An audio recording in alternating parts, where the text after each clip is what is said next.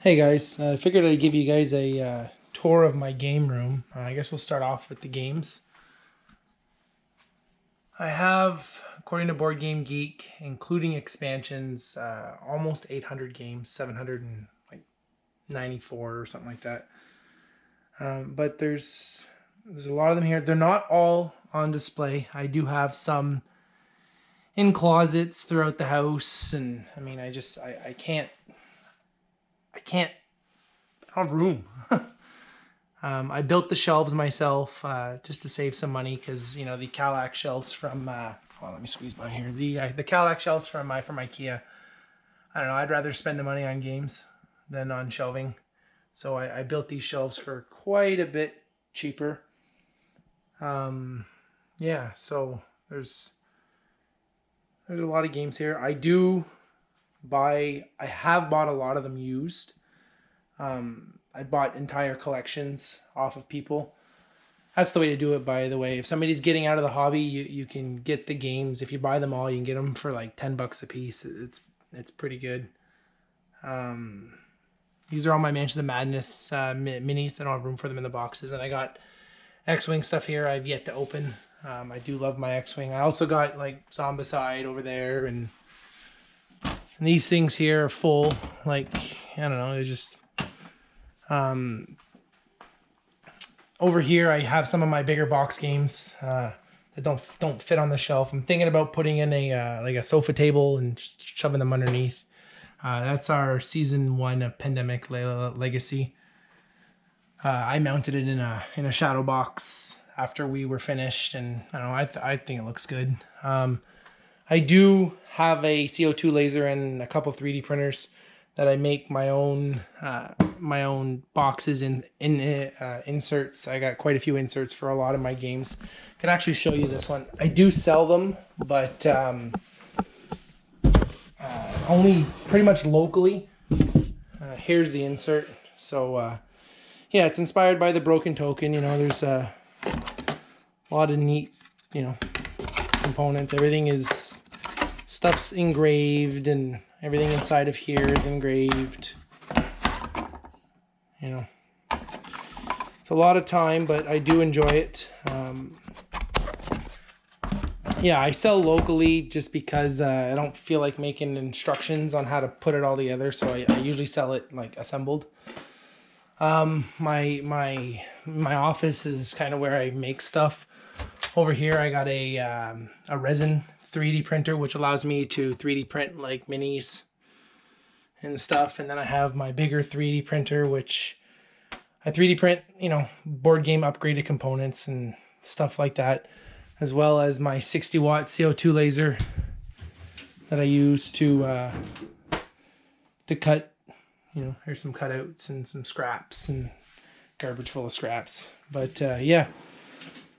So I make my inserts with that, and up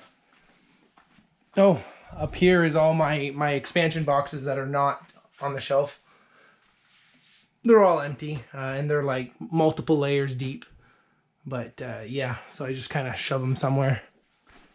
I got a lot of questions about my table. I did build this table myself. It's made of cherry. It was about 105 man hours, and it took a lot of planning. It's not perfect, but it's close enough for me.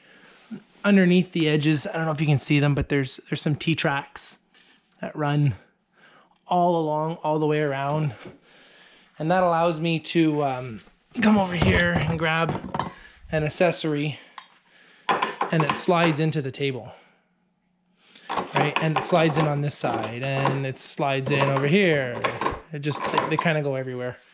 And I got different accessories like little tables and component trays and so on and so forth.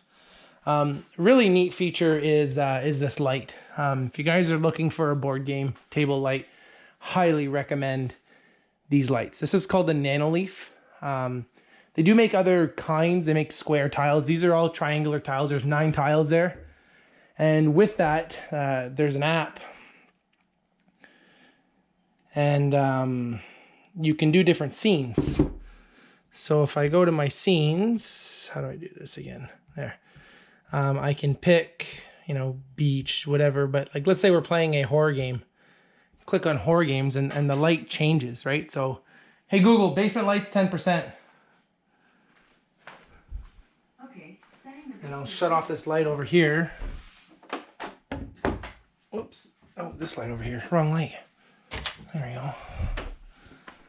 Yeah, it kind of gives you a nice thematic feel to your game. And there's different things. You're playing, I don't know, Lords of Vegas. Well, here's a Las Vegas light. And it just kind of changes. We usually don't play with the lights this dim. But I don't know. It's kind of neat. And as well as you can just go back to your regular colors and just make it normal, you know. Hey Google, basement lights 100%. Got it. Setting the basement brightness to 100%. I just added this TV right here. It's an old TV that my dad had at his house. It's nothing special, but when we play games like Mansions of Madness, U-Boot, stuff like that, we can AirPlay it up to the TV so everybody can see it.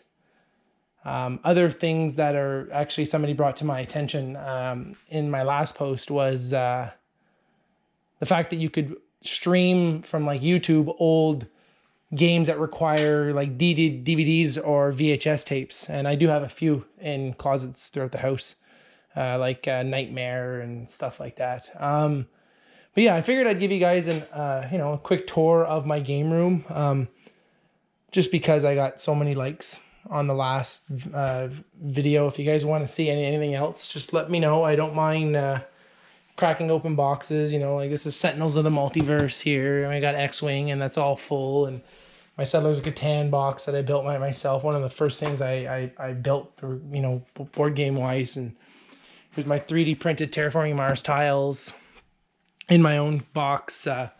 Inserts for a lot of these games, you know, that I've made and so on and so forth. So thank you guys for watching and have a great day.